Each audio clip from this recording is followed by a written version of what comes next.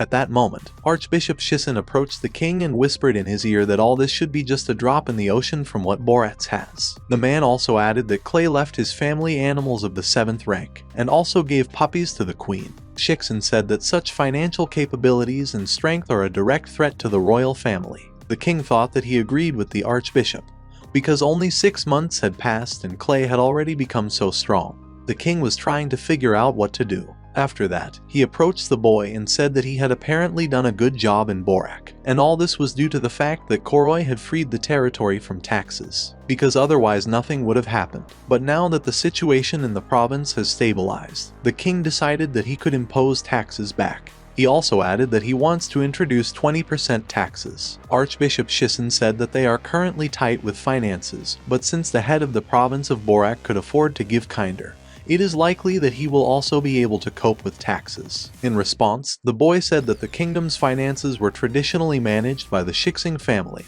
and in this case, if the financial problems of the kingdom are the problems of the Shixing family, then there is no need to levy taxes from its territory. Moreover, His Majesty personally exempted his territories from paying taxes. The boy asked the Archbishop if he really wanted the king to break his promise. His Majesty told Baron Clay to watch his statements, because the Archbishop's proposal is currently under consideration. Then Archbishop Shixen couldn't stand it and yelled at the boy. He said that the province of Borak is part of Stormwind and all decisions concerning the kingdom are made by His Majesty. Now he has decided to introduce a 20% tax for Borak, and Clay dares to contradict.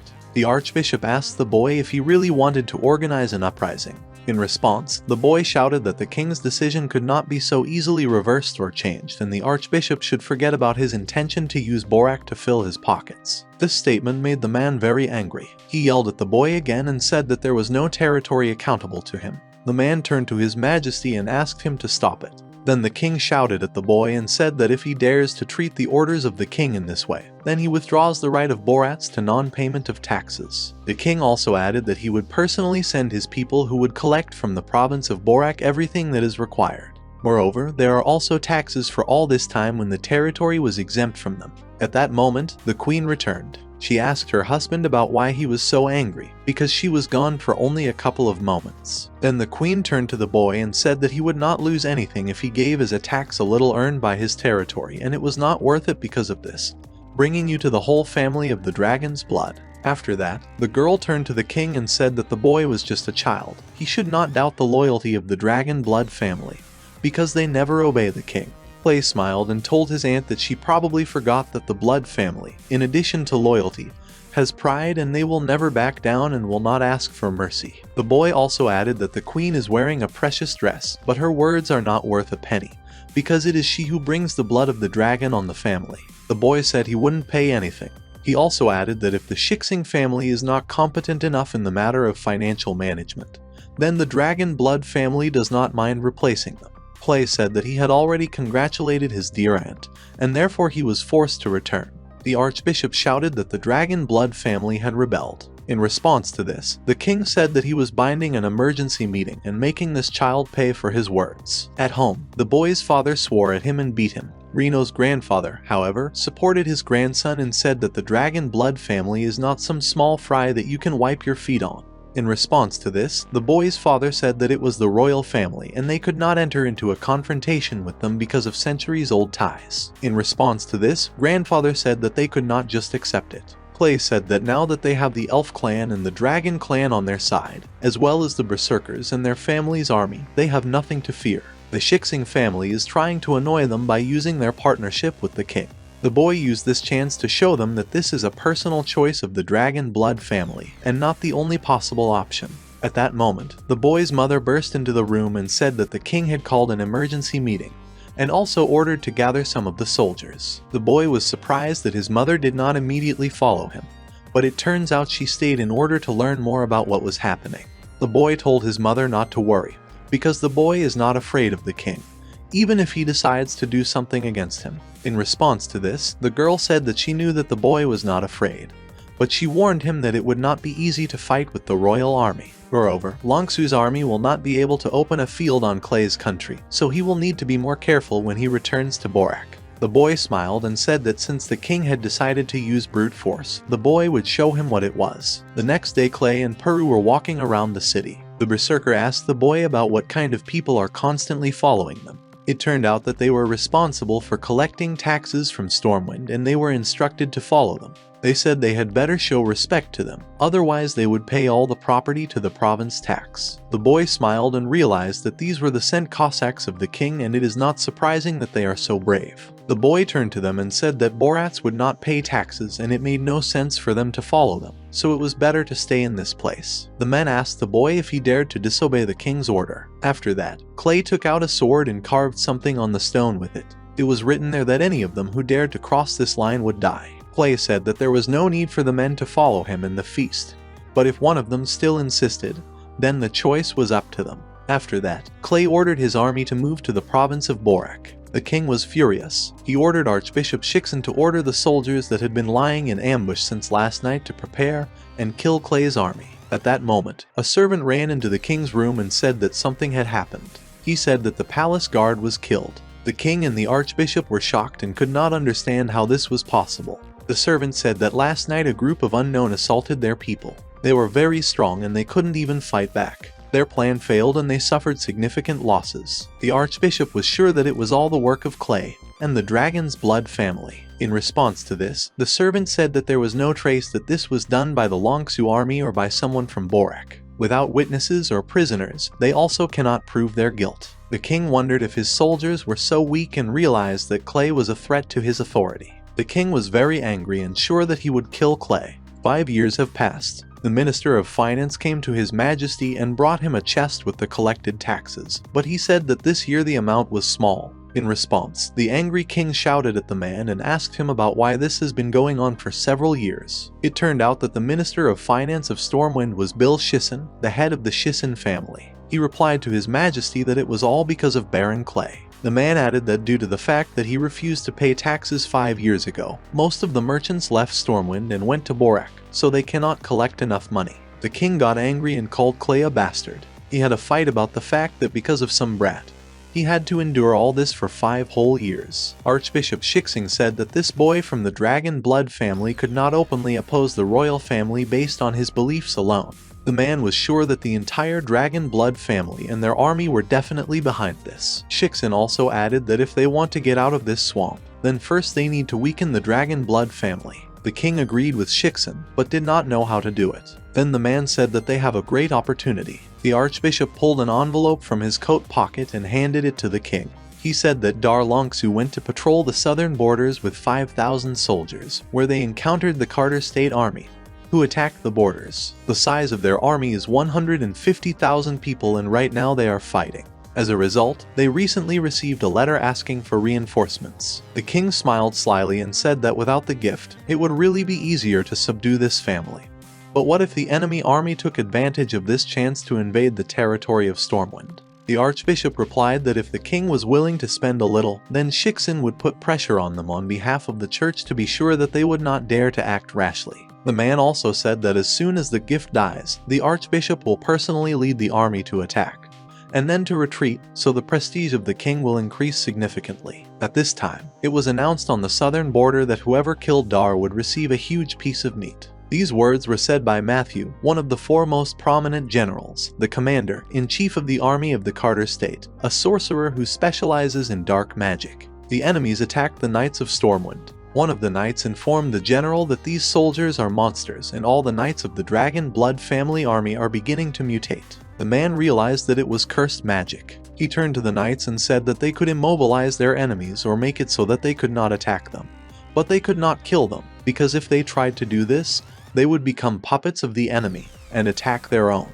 The general realized that in this way they are only delaying time, but he hopes that this time will be enough for reinforcements to arrive. At that moment, the main enemy appeared. He laughed and said that as expected from the holy sword of the gift, he had a great reaction. The man understood how the enemy's technique worked, but it was of no use. The man said that the outcome of the battle had come unless of course some miracle happened. He also added that if the general agrees to become his slave, then he must leave him alive. In response, the man said that he was a member of the Longsu family and he would never be someone's slave. The enemy said that if the man does not agree, then in that case he made his own choice. After that, the man attacked the general. Daryi couldn't withstand the attack and an explosion occurred. Matthew started laughing and talking about how he had killed the general, and the reward was already in his hands. However, suddenly the man felt a magical aura. He realized that the general was not capable of something like this and could not understand what it was. At that moment Clay appeared. The boy turned to his enemy and said that since he dared to attempt his father's life, it means that he most likely already managed to say goodbye to his life. Dar looked at his son in surprise and asked him about how he got here. The boy looked at his father, smiled and said that he had sent someone to Stormwind with a request to send reinforcements. Mom gave the boy this news. Clay asked his father if he showed up on time.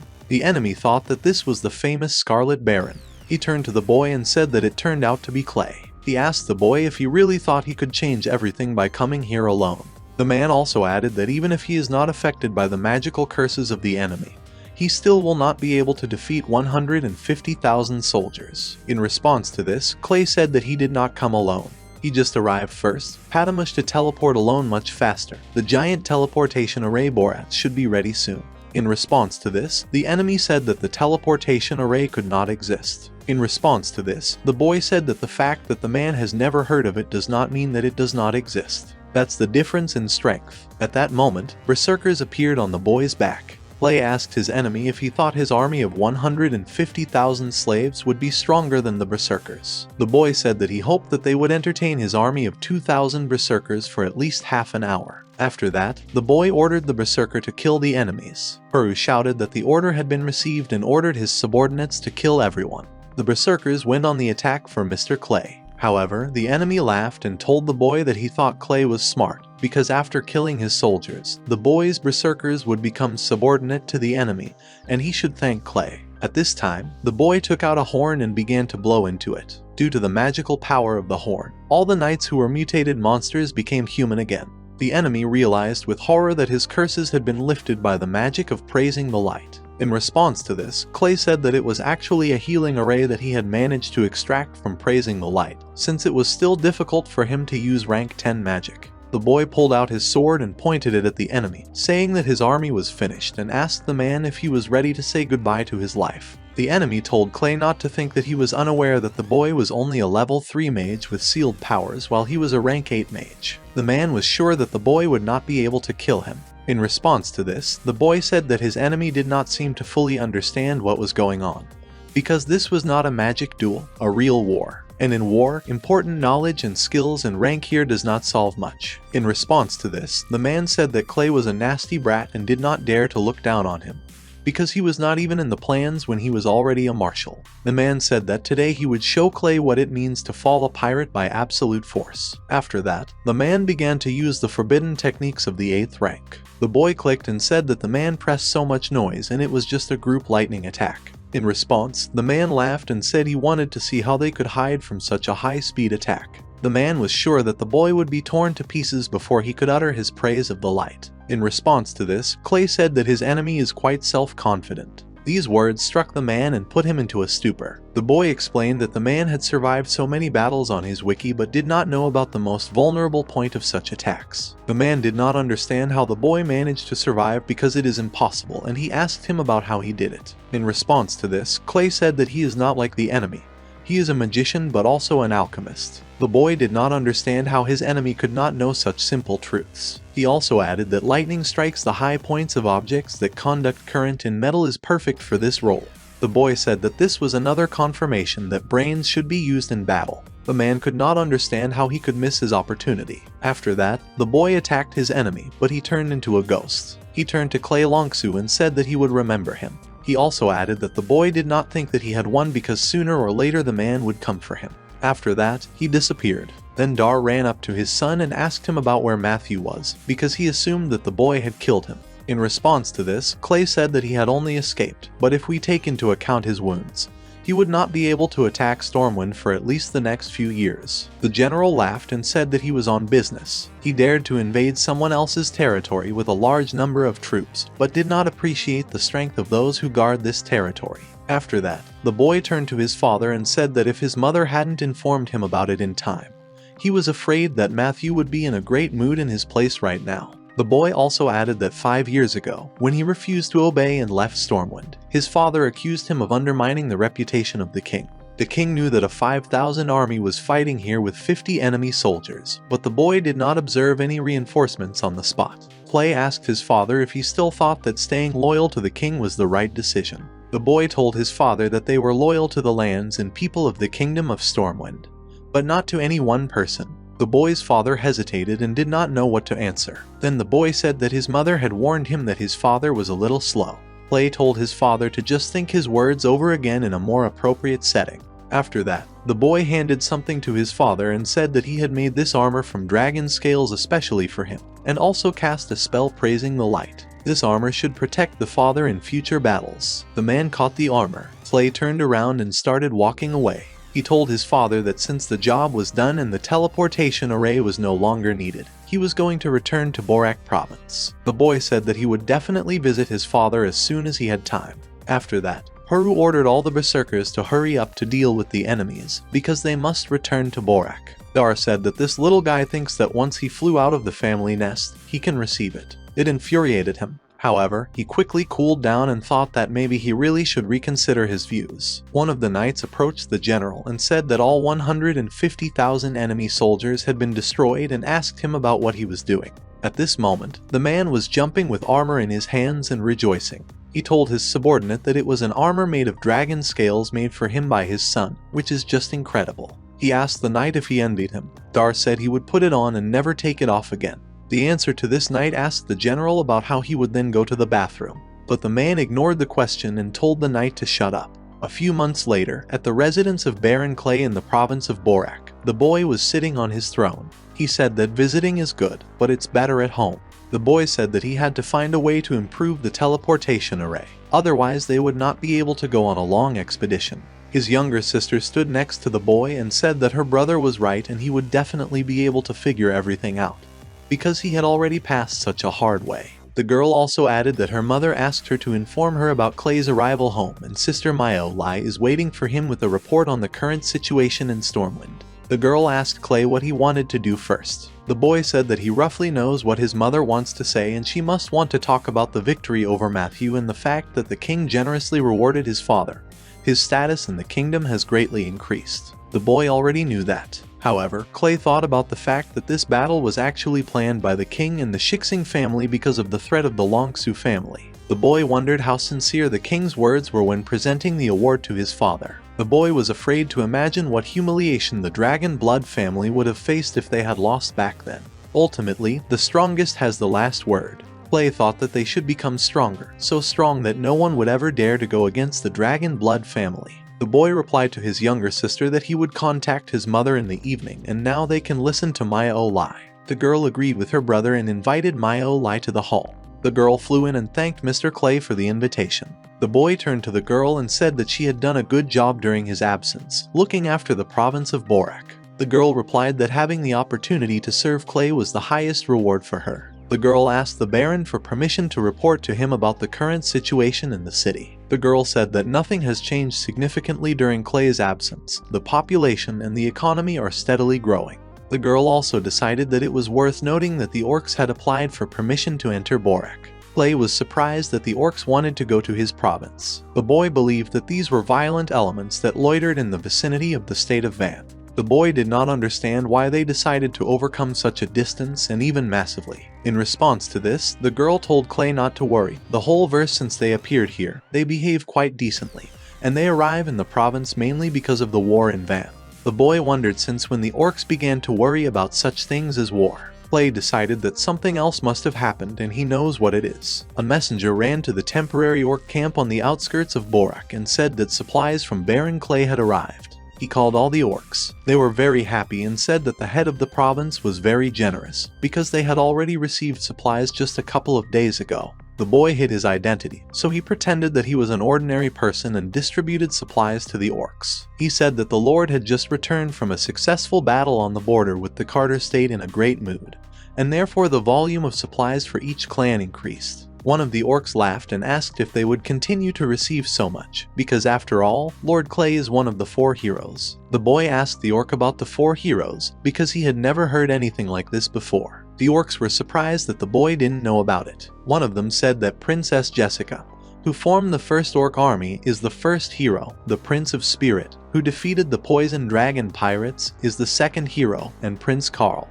who raised the strongest war horse, is the 3rd hero. And the 4th hero is Mr. Clay, who refused to pay taxes and left the capital, and also killed many aristocrats and royal guards. The man continued to speak and said that all 4 heroes were famous for their might, and they were even called the future of their states. They win every battle they take part in. The boy thought that he had never dreamed that his reputation would go so far ahead of him. The boy replied to the orc that if they were all so powerful, that is, either Ram Clay and Princess Jessica came face to face, then who would come out victorious? In response to this, the man said that he did not know because they were both very good. After that, he ran away and said that he needed to give supplies to his relatives as soon as possible, and thanked Clay the Ram once again. At that moment, the messenger asked the gentleman about why the man suddenly tensed up so sharply. In response to this, the boy said that it happened because he hit right on the spot. Initially, Clay wasn't sure of his guesses, but now everything was coming together 100%.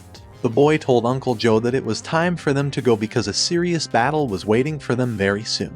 The boy also ordered to inform everyone about the need to gather at the Lord's residence, because they need to take care of everything in advance. Uncle Joe was surprised and asked the boy what he was talking about. After that, everyone gathered at Clay's residence. Joe turned to the young gentleman and said that the leaders of all the clans who live in the province of Borak had arrived. Among them were the head of the Winged clan and the manager of the mansion of Lord Mighty, the head of the Elf clan Karin, the head of the Dwarf clan Parker. The boy said they could start. Clay started talking and said that this time their enemy is the state of Wang. The commander of the army is most likely General Cage and one of the 7 princesses. Karin asked Clay if he had come to this conclusion just by walking around the orc camp. In response to this, the boy said that the camp was mostly old people and children. She had the phoenix emblem of the 7 princesses of the state of Wang in the tents. This once again proved that they came from there. More recently, there was a famine in Van, and those who know how to fight and eat a lot were most likely sent as an advanced reconnaissance group. The boy said that most likely it was all the idea of the 7 princesses, and it was really interesting. She knows that Borak is under the control of different clans, and therefore she purposefully sent them here in order to ensure their protection, and allow them to enjoy the supplies of the province and conduct an investigation. That's what they call killing 2 birds with 1 stone. In response to this, Uncle Joe said that based on this, they could not conclude that Vana was going to attack them. Also, according to the military report, in order to ease domestic tensions, Cage is leading troops to the city of the White Tiger, so why would he attack the province of Borak? In response to this, the boy said that not so long ago his grandfather told him about the crisis in White Tiger City, and advised him to take him without a fight as soon as Wang's army ran out of supplies and did not surrender. That is, if I manage to take the city of the White Tiger, they will simply choose a new target for themselves. In response to this, Joe said that even if they starve, the orcs and the first General Cage most likely do not dare to go through the Elven Forest even if they decide to fight with the army of Borak province. In response to this, the boy said that the man apparently forgot that for greater convenience, the boy laid a straight road through the forest that connects Van and Borak, unless of course this road has not yet been discovered. Judging by how surprised the man was when he heard this information, the road was never discovered and no one knew about it. The boy said that with Van's equipment and the current state of affairs, as well as taking into account the fact that they have never gone on long hikes, there is a huge chance that they will decide to follow the path of least resistance. In response to this, the man said that they had always tried to keep all their actions secret. Then the head of the dwarf clan laughed and told the gentleman that the price of goods for Vana had increased 5-fold, and for sure it was those offended merchants who passed the information to the military. And Mighty added that it is possible that they discovered this road in a natural way, because after Mr. Clay doubled the volume of goods transported, it would be difficult not to notice such active movements. Uncle Joe shouted at the young gentleman and said that he tried very hard to make sure that something like this did not happen, and he broke everything. In response to this, the boy awkwardly cleared his throat and said that now they need to decide what they will do with Vana's army. Karin turned to Joe and told him to calm down, because it was only a matter of time before this road was discovered, and besides, active trade with Van was extremely beneficial for their province. After that, the girl turned to the young master and asked him if he had forgotten that he had powerful elves under his command, because it only takes one of his words and Van's army will be attacked. In response to this, Clay said that this would not do and he could not afford to throw away such valuable personnel. Moreover, it is quite dangerous to use magic in the elven forest, because you can attract monsters and incur even more trouble. Suddenly the boy started thinking, and after that a brilliant idea came to him. Clay realized that they could use monsters. After that, the boy was sure that they would definitely win. A few days later, two warriors were standing on the other side of the elven forest. The younger one turned to the second one, calling him his father, and said he looked worried. He was the son of the general of the Wang state and the first general of the Cage continent named Jim. In response to this, the man said that they would have to go up against the Keeper of Borats, one of the 4 heroes of Clay Longsu. He also added that it would be quite difficult to cope with only 3,000 berserkers under his command, and this is really very troublesome. But nothing can be done. At this time, Cage's second son named Ram told his father about whether he had forgotten what Clay had done in Stormwind. Ram assumed that Clay was no longer loyal to Stormwind and maybe they could get through without a fight. In response to this, the man said that it would be nice. However, the second son reminded them that they had just captured the city of the White Tiger and the army was stationed there, and now, when they go to Borak, he will certainly try to fight back. The man and his second son remained silent and said nothing in response. However, after a short pause, the father spoke up and said that if Clay went for it, they would talk in a rude language of force. He also added that all soldiers should be vigilant. He ordered them to speed up because they need to leave the elven forest behind as soon as possible. After that, the general ordered his army to attack Borak. At this time, Leda was watching all this, which means that the young master also saw everything that was happening in his crystal ball. Uncle Joe told the boy that the enemies had entered the forest. In response to this, the boy said that they should not hurry, because they should go further. Clay also added that they cannot leave the enemy away to retreat, and they must not ensure an unconditional victory for themselves. The boy said that Cage and his father are still good friends and he should call him uncle, but war and feelings should be shared. The boy only hoped that Cage would be able to get out of the forest alive. Van's army was marching in the elven forest. The general said that they had reached the most remote part of the forest, and now they needed to cross the river and reach the borders of Borak as soon as possible. The son told his father that for so many days there had not been a single ambush, and they had not even met a single spy, so the general should not be so nervous. In response to this, the man said that he was uneasy precisely because everything was going so smoothly. After all, why was there no response at all from one of the 4 outstanding ones? The men said that you are so quiet for sleeping that he does not feel any danger, and it even seems to him that someone is constantly watching him. In fact, Clay's bird was really constantly watching him. At that moment, Uncle Joe was sitting on the dam of the elven forest and looking into a crystal ball. He said that Cage really deserves the title of the strongest general, because so much time has passed, but he has not relaxed his vigilance a bit. Fortunately, the men listened to the words of young Mr. Clay and did not hurry to attack the enemy. Otherwise, they could have been seriously injured. In response to this, Peru said that the enemies had already crossed the river and therefore all their preparations were in vain.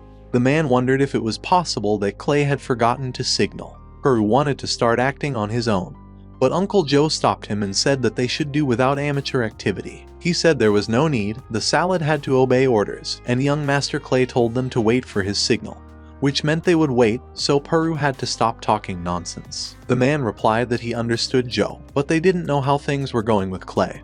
But if they didn't do anything, Van's army would soon be at the gates of Borak. At this time, Clay and Myoli were sitting in ambush and watching some kind of flower that looked more like crystals. The girl turned to the young gentleman and asked him if he really wanted to do this, because it was not so easy to cope with amethyst and one bite could deprive a simple person of life. In response to this, the boy said that the one who does not take risks does not drink champagne. In addition, they can use such an opportunity to kill 2 birds with 1 stone at once. At that moment, the boy saw a queen bee on the flower, which was going to eat. He said that although these bees are dangerous, they produce honey of the highest quality, and 1 gram of such a delicacy can cost up to 10,000 gold coins. In this way, the province can get rich. After that, the boy handed Myoli the invisible talisman. He told the girl that she would become invisible as soon as he touched her body, but she should remember that she should not come into physical contact with any magical creatures, otherwise the talisman's actions would dissipate. The girl took the talisman in her hands and said that she had never heard of anything like this. She asked Mr. Clay if he had created it himself. In response to this, the boy laughed and said that he was very embarrassed to talk about it,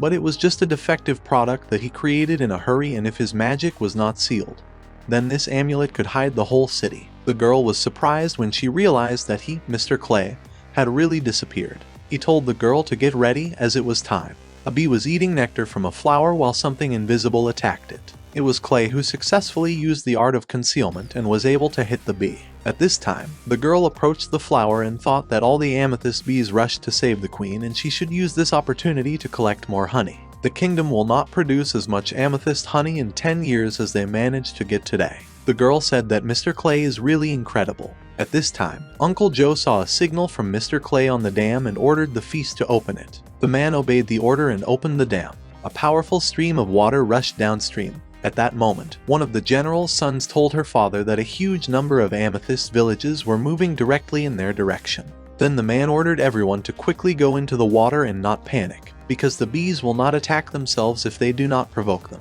Everyone rushed into the water. Suddenly the general found the queen bee next to him. I can't understand where she came from in this place. Other bees followed the queen. The general decided that this was a heavenly punishment, and all the soldiers were asking for help and trying to escape from the bees. One of the knights said that they could not kill bees and asked the general about what they should do. Another knight replied that it was necessary to follow the general's instructions and said that it would be safe in the water, and added that it was just bees in the end. Suddenly, one of the knights who were in the water started shouting to the others not to go into the water. It turned out that there were piranhas in the water. They couldn't understand how this was possible, because they were moving the glare and everything was fine. The knights could not understand where the piranhas came from in the river. In response, the general asked his sons if it was still not clear to them that they had fallen into Clay's trap, and all this was part of his plan.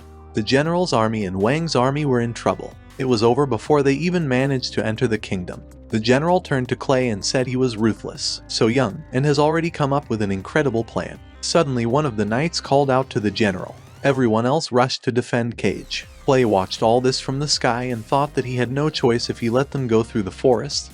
Then everything would end badly. Even if the boy had been able to protect Borak, many people in other cities of Stormwind would have died. Clay realized that war is an incredibly cruel thing. Wang's army was still trying to save themselves and save the general. One of the sons ran up to his father and was relieved to see that he was alive. The soldiers trying to protect him did not give their lives in vain.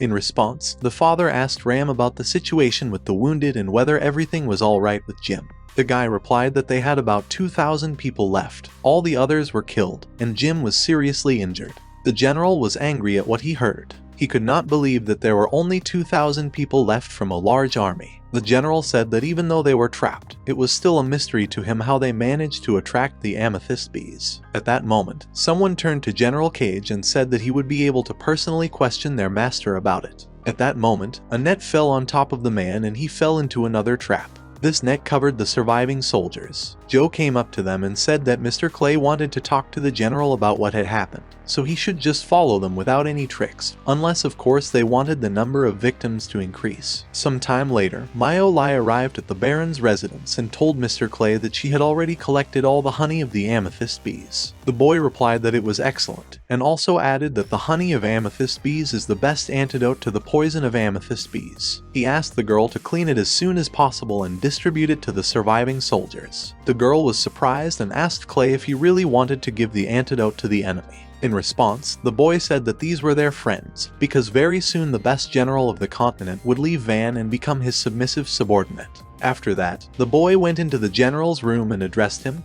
calling him Uncle Cage. He asked the old man about his wounds. In response, the man asked the boy if he was the fifth son of the gift, Baron Clay Lunsu. The boy bowed and said that Cage's nephew had no other choice, which is why their army lost so many people. The boy added that he really deserved to die for something like that. In response, the man told the boy to get up as soon as possible. The man added that their armies were fighting each other and he, as a prisoner, could not accept an apology from the victorious side. In response, the boy told Cage that he must be joking, because he is not here as a prisoner. Clay also added that he had already distributed an antidote to all the soldiers affected by the poison, and also he would not hold the general if Tal decided to leave. The maximum that the king could do to him is to punish him for colluding with the enemy, and anyone who wants to kill Clay can try their luck. The boy exerted strong moral pressure on General Cage. In response, the man asked the boy about how he could leave after Clay said something like that.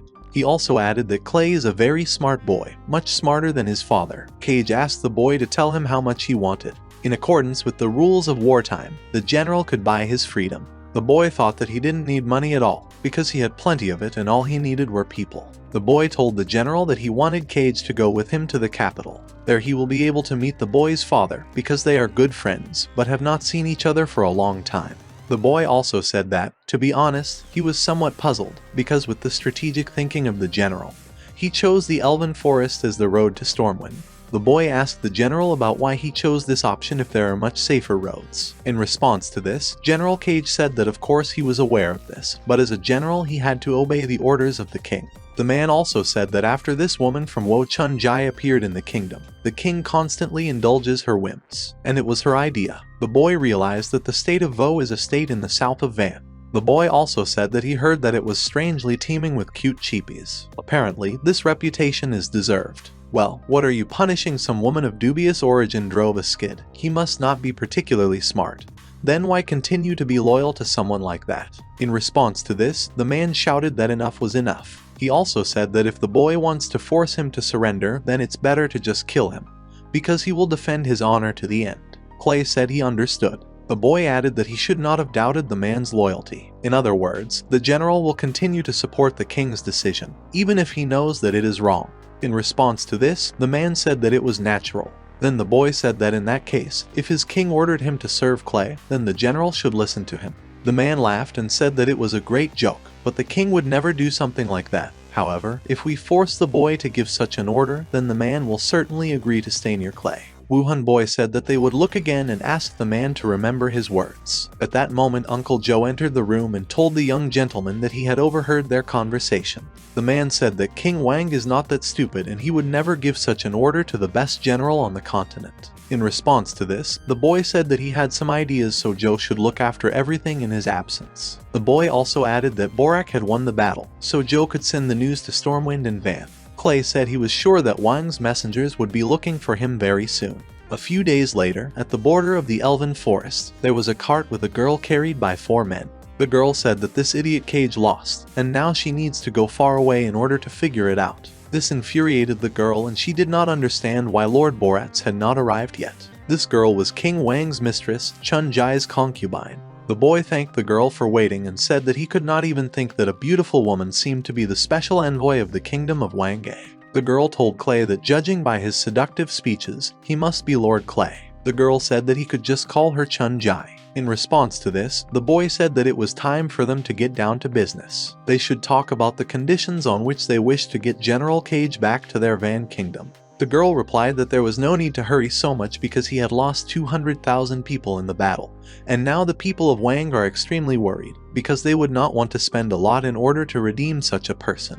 The girl also said that given his reputation upon returning to the country, he would most likely escape punishment, so the king would like to ask Clay to quietly finish off the general. The boy thought that the girl was really ruthless because she wanted to kill a man with someone else's hands. Well, the boy just laughed out loud and told the girl that she took him for an idiot, because what king would agree to miss such an outstanding general? Clay told the girl that he was sure that this was her sole intention. This angered the girl and she said that the boy was talking nonsense, because I did not want him to die and this was a direct instruction from the king. After that, the girl agreed and said that the boy probably just wants to get a reward. The girl also added that if Clay kills the general, he will receive 2 million gold as a reward. It was twice as much as they can offer as a ransom for a high-ranking person.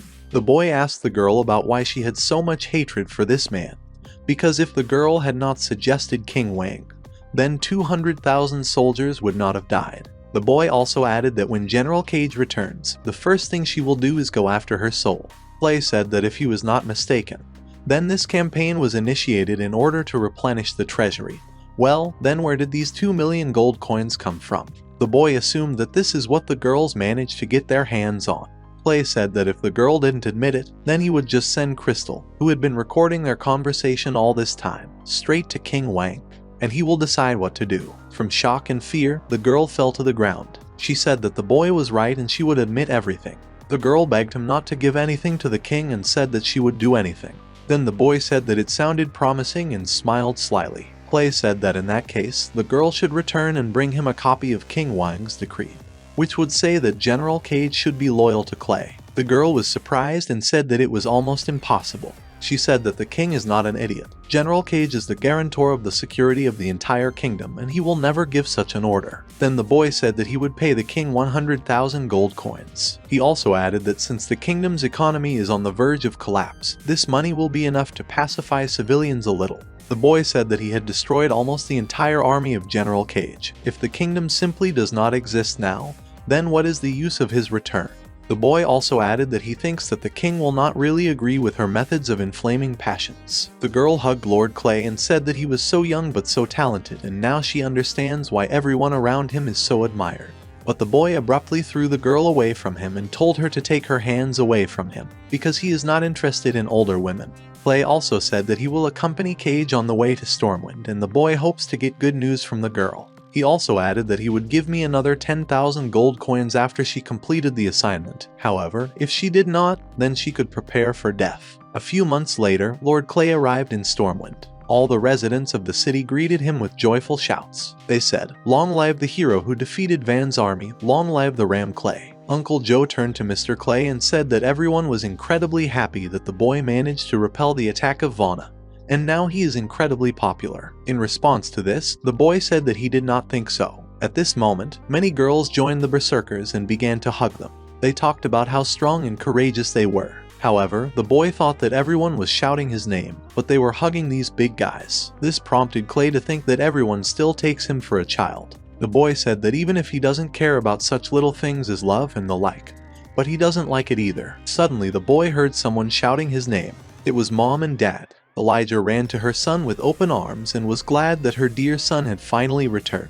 The boy hugged the girl and said that he really missed his mother. In response to this, the girl said that she also missed me very much. She asked the boy if he would come this time for something special. In response to this, Clay said that his mother is quite mercantile. However, the girl replied that this was not the case. She also explained that because the boy shed so much blood during his last visit, people called him the Scarlet Baron, so the royal family and aristocrats hate him. For this reason, upon his return, the boy must present something worthwhile to his aunt, Queen, so that someone can put in a good word for him. The boy awkwardly touched the back of his head and said that he knew that Mom was very worried as always. At that moment, the boy's father came up to him and told him not to waste his time, because the king was already waiting for him in the meeting room. The boy could not understand why he was expected in the meeting room, and not in the ceremonial one. In response, the boy's father said that initially they wanted to hold the award ceremony in the ceremonial hall, but for some reason the king decided to interrogate General Cage first, and he also demanded Clay's presence. Then the boy asked about what was written in the military report that was delivered to the king. In response to this, the man said that it was written there that the boy discovered Wang's army after the attack of the amethyst bees, that is, when the main forces had already been destroyed. It also said that the boy took advantage of this opportunity and captured Cage. Also, the boy's father added that he should not worry because it is a normal phenomenon when the king decides to look for the outcome of any events. He also added that the boy should go to the gym as soon as possible, because they are already waiting. Dar added that Cage, he and the king used to study together and it's normal that he wants to ask a couple of questions. After a while, the boy arrived at the royal meeting room. He thought that he deliberately made a hidden attack in order to prevent others from exposing his technique and defeating the strongest general of the continent. You can make a lot of enemies, but judging by his father's words, the king did not even look at his military report. Well, then what is all this for? In any case, the boy decided that if the king provoked him again, he would not mind making a massacre again. The boy entered the hall and said that his humble servant, Lord Boratz, had come at the request of the king. Clay bowed. The king laughed and said they hadn't seen each other for a long time, calling Clay a dear boy. He told him to come in soon, because they were just talking about him. The boy smiled and said that he also missed the king. Clay asked the king if he had requested his presence just to interrogate General Cage. However, the boy thought that it did not look like the general was here as a prisoner, rather as a guest. Also, the boy did not understand what this strange smile on his face could mean. The king replied that even though their countries are at enmity, Cage is his old friend, so there is no need for this, and the main reason why the king called the boy is to see him and ask him to apologize to Cage. The boy was offended that he was asked to apologize. In response to this, the king said that General Cage was defeated only because of an attack by amethyst bees. The king also added that the boy would receive an award, although in fact not for military merit. The king believed that this was just a happy coincidence, and he hopes that the boy understands this and asks Cage for forgiveness. After that, Archbishop Shixin spoke. He laughed and said that Baron Clay was really very lucky, and you are not given to receive an award for military merit for everyone. The boy realized that it turns out they were not going to reward him at all, and moreover, they want the boy to apologize to General Cage. It turns out that they just want to humiliate him in front of the aristocrats of Stormwind. The boy thought that unfortunately, because of the ties of the royal family with his family, he could not kill the king and completely turn away from Stormwind. But whatever he did now, it could lead to even more problems. Clay thought that a person should be able to adjust in time and react in the right way in order to save the trumps for a more appropriate moment. The boy said that luck was really on his side, so he owed General Cage. Clay smiled. Then the general shouted and asked about who said that it was not the merit of the boy, because he defeated him. The general turned to the king and asked him if he really thought Cage couldn't handle the monsters. He said the king was humiliating him. The king asked the general if he understood correctly that it was not an accident. Then General Cage ran up to the boy and said that even though he did not know how he managed it, he was sure that it was Clay who set the amethyst bees on them. The general said he wanted to admit it. After that, the man turned to the boy and said that if it wasn't for him, his army would have flooded Stormwind with blood long ago. He told Clay that the boy had saved the king and the whole kingdom. The boy got angry because he realized that the general wanted to ruin him.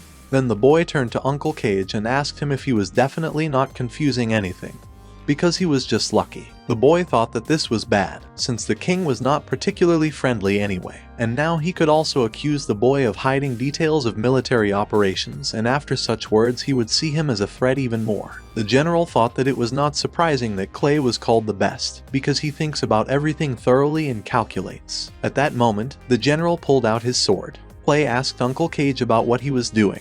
In fact, the boy understood that the general wanted to challenge him in front of everyone, and in any case, he did not intend to demonstrate everything he was capable of here. The general said that he publicly declares the victory of Baron Clay. He also said that he lost, and therefore from now on Clay is the strongest general of the continent. With these words, the man got down on one knee and handed the boy his sword. Clay was very surprised. The boy realized that if he accepted this title, he would become a target for all those claiming power from all over the continent. But if he backs down, it will affect his reputation as well as the reputation of his family. The boy realized that the general was forcing him to make this choice. The boy took the sword, that he accepts it in the status of the strongest general. Clay picked up the sword. He leaned over to the general and said that although he did not like an unpleasant surprise, he had never been afraid of anything, much less anyone. The boy understood that Uncle Cage was trying to intimidate him, but it was still not enough. The general was angry, and the king started laughing. He said it was an incredible honor for the whole kingdom, let alone the dragon blood family. Now Clay has become the strongest general. The king told the boy that the ceremony was about to begin and told him to follow him.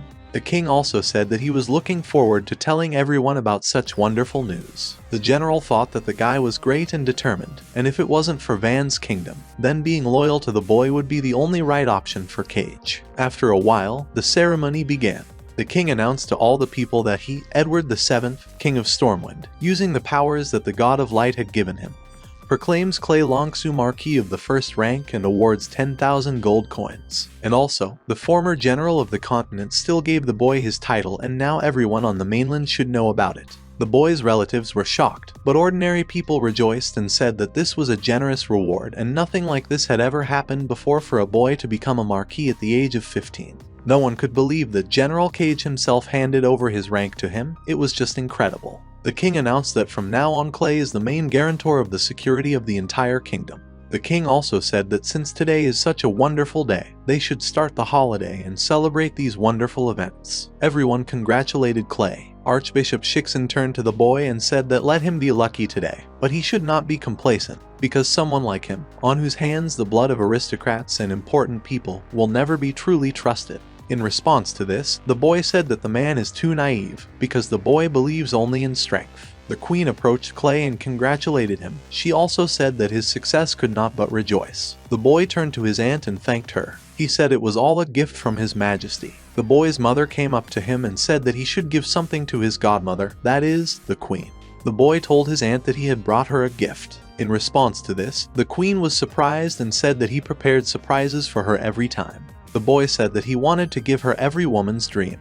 It was a bottle, a masterpiece of a master from the Goblin clans, and it was worth at least 10,000 gold coins. If the crystal flask itself is so valuable, then what could be inside? Clay said that only a great man could appreciate it and let the queen experience its effect on herself. The boy pulled the cork out of the bottle and handed it to the queen.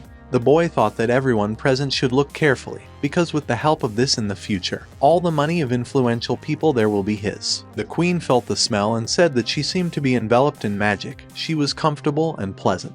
However, she still couldn't figure out what it was. After the girl smelled the smell, the wrinkles disappeared from her face and her breasts grew. Everyone present noticed that the queen had become so beautiful, as if she was 18 years old again. The queen herself also realized that she had become young again. She asked the boy about what it was, because she just smelled it, but got such an incredible effect. Suddenly, someone from the crowd intervened and said that this was the legendary honey of amethyst bees, which helped to preserve youth. The man was sure of this because he did not confuse his fragrance with anything.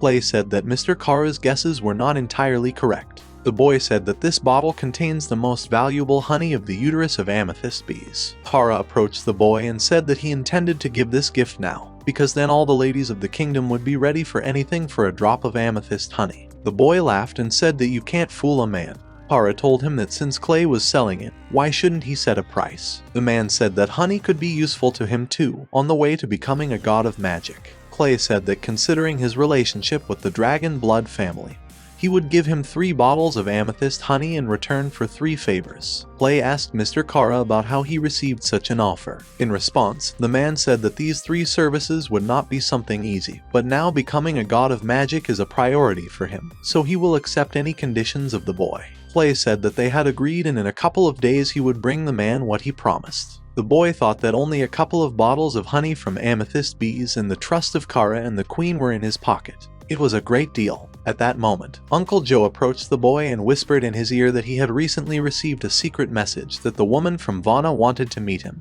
The boy thought it was Chun Jai and was surprised that she coped so quickly. He also thought that this time Uncle Cage would have to give up something more than just a blade and a title. Some time later, when it was already dark outside, the boy met the girl. He turned to Miss Chun Jai and said that he was pleasantly surprised that she returned so soon and even with a gift from the king. The girl replied that it was Clay's condition and she could not refuse. With these words, the girl handed the boy a scroll. She said that taking into account the internal crisis in Van, the king preferred money. The girl also added that she hopes that the boy will not delay the promised payment. In response, the boy said that money was not a problem for him, but the girl, as an official envoy, should convey the will of the king to Cage. The girl was surprised and scared. She said she couldn't do it, because she was sure that the general would kill her. The boy thought that if he was the one to say it, then General Cage would definitely not accept it. The boy told the girl that they had made a deal and therefore he would pay only after Cage accepted his new position. The girl thought that if she returned without money, then the crown would forgive her and she should try. Clay thought about how General Cage had devoted himself to serving the king and the kingdom of Wang. But in the end it was the king who betrayed him. Clay couldn't even bear the thought of reading this sentence to him as a representative of the winning side and trampling on the remnants of his pride and honor. A moment later, an explosion occurred. The girl read the order to the general and he got angry. He told her that it was all because of her and that he would kill her. The girl tried to run away from him with all her might. She ran to Mr. Clay and begged him to save her. She said that she had announced to Cage the will of King Wang and now the general belongs to Stormwind. The girl hoped that Clay could not just watch the envoy of another kingdom being killed. In response to this, the boy said that she could adapt to the situation very quickly. He also added that the girl would pick up the money at his residence and get out of here. The general told the boy to get out of his way, as he intended to kill the girl. In response to this, Clay said that Cage is now his subordinate, and does not dare to give him orders unless he wants to break his own oath. The boy said that the general could just destroy this letter right now. However, it will mean that he signed a sentence for the residents of the kingdom of Wang. The boy said Cage should understand how much the money meant to them. The man bowed and said that he was a former general of the kingdom of Wang, always keeps his word, and he is ready to serve Mr. Clay faithfully. He also asked to be forgiven for his reckless behavior. The boy turned to Uncle Cage and said that he knew that a man could not just trust him, but he assured him that very soon he would understand that the boy was the only one who really deserved Cage's loyalty. At that moment, the boy heard a voice that said that this news had already reached the king and he was waiting for him at his place. The boy realized that it was his grandfather's voice. He was surprised that less than a couple of minutes had passed, as everyone was already aware. It was very fast. A few minutes later, the boy entered the meeting room. At this time, Archbishop Shixing was telling His Majesty that without Cage, the Wang kingdom was weakened as never before and they could attack them at any moment. However, at that moment Clay came into the room and said that to enter a war with the kingdom of Wang now is the greatest stupidity. The boy apologized for being late. He also added that with all due respect, in addition to Cage, there is also a 7th princess in Van's kingdom. So capturing Van will not work quickly, since Stormwind will only give neighboring states the opportunity to invade their kingdom. The king said that Clay was right, because now Cage's loyalty is in big question. Moreover, the king was sure that the general would not give up so easily. The archbishop thought that they had once again missed an opportunity to weaken the dragon blood family. The man couldn't understand how the king could compromise so quickly. At this time, the king said that the Feast of Light is very soon, as well as the birthday of the Pope and the ceremony of the election of the goddess. Such great holidays rarely fall on adjacent dates, and therefore all the states on the mainland agreed on a truce for 1 month.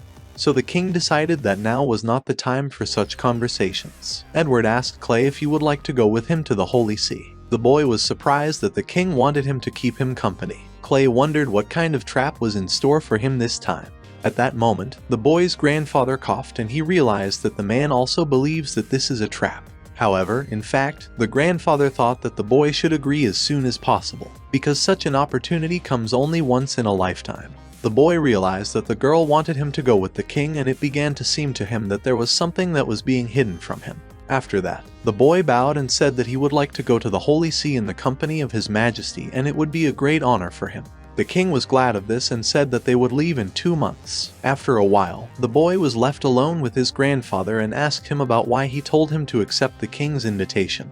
Because the boy thinks that it could be a trap. In response to this, the man laughed, because he could not believe that his beloved grandson could also be afraid of something. In response to this, the boy was indignant and said that he simply did not want to expose the king to his subjects. Besides, Clay has other things to do. In response, grandfather said that they would go to the throne for the Triumph of Light, a ceremony dedicated to the victory of the God of Light over the God of Darkness. There is a tradition that every kingdom must send 1,000 elite warriors to fight in the arena in memory of that bloody battle. This meant that they had to engage in a deadly battle. Grandfather said that if they get involved in a war, Stormwind will suffer significant losses. The king simply has no options left to weaken the dragon family's army, and he most likely has his eye on the boy's berserkers. In other words, the king wants Clay's soldiers to face the strongest enemies face to face and thereby get rid of the boy. Clay said that he had 3,500 berserkers under his command, and each of them was worth their weight in gold, and they were people,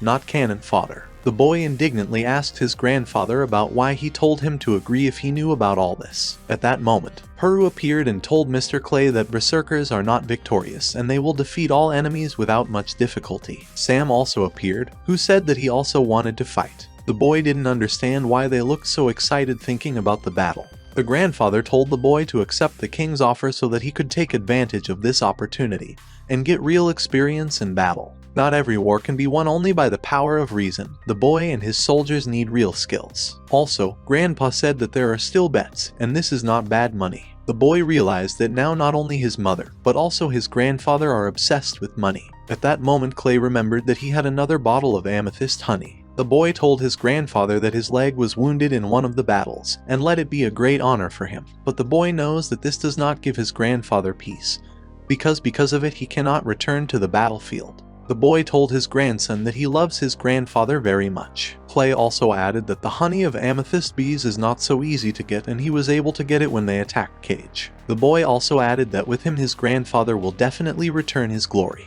When the grandfather asked the boy if Cage was really loyal to him, because even the king, with whom they are in a fairly close relationship, does not really trust him. In response to this, the boy said that of course not. But now that the way to Van will be closed to him, they will be able to come up with something. Then Grandpa told the boy that Cage was a general, so he wouldn't give up easily, but the boy shouldn't worry because Grandpa had already thought of everything. The boy asked his grandfather if he knew how to make General Cage obey. Grandpa replied that it was a secret, but for now he would tell him something else. The man managed to return from the battlefield, but it was possible not because of his outstanding skills and luck, as everyone thinks, but in fact someone helped him. The boy could not understand who had the ability to kill enemies and even help his grandfather return home. Clay was also confused by the fact that he had never heard of it. Then Grandpa said that his name is the Godslayer, but he calls him Polano Longsu's younger brother, the one who is like the killer of the 5 most powerful people on the continent, who received a reward of 200 million gold. He is a member of their family and also Clay's uncle. The boy was shocked by this information. He asked his grandfather about why he had never told him about it. Grandfather said that his younger brother was not controlled and for this he was expelled from the family. Why he killed the royal personages and earned a reputation as a murderer. Except for his grandfather, who was his older brother, no one in their family even wants to remember him. Grandpa told Clay about this only because he feels that they are similar and sooner or later they will meet. Grandpa said that he would be a great support for the boy from the shadows. Grandfather also added that while his dear grandson is here, he should remember that very soon the 6th strongest will appear on the mainland. Someone who can protect Clay no matter what it costs him. Clay was training at the Stormwind soldiers' training ground. Someone shouted carefully at the top of his voice while Clay dodged the blows. From all sides, fiery swords of bright yellow light fell on him. With a direct hit it would have been death. And the knights attacked the boy. He even thought that there was no end to swords. However, he was very adept at dodging attacks, because age is not yet an indicator of skill. Our genius is not so easy to defeat. The striker even said that he was surprised that the boy was able to dodge his incessant punches, and he even considered giving him a head start because of his age. But if so, he would no longer hold back.